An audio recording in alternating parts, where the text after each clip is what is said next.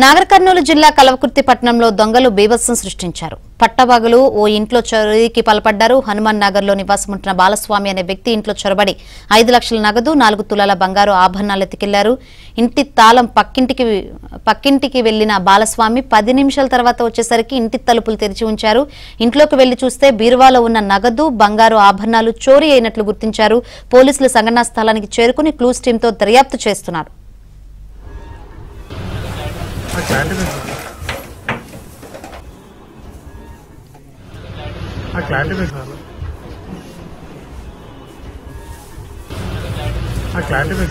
ఈరోజు మధ్యాహ్నం 2:30కి దొంగతనం జరిగింది.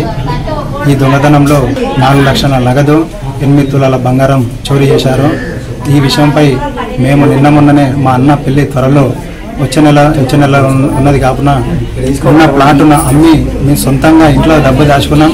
ఈ విషయంపై గుర్తు తెలియని వ్యక్తులు వచ్చి దొంగతనం చేసి ఉన్న సొమ్మును మొత్తం లాకెళ్లారు. కాబట్టి మాకు ఇట్టి విషయం చూస్తుంటే మాకు తగిన న్యాయం చేయాలని పై అధికారులు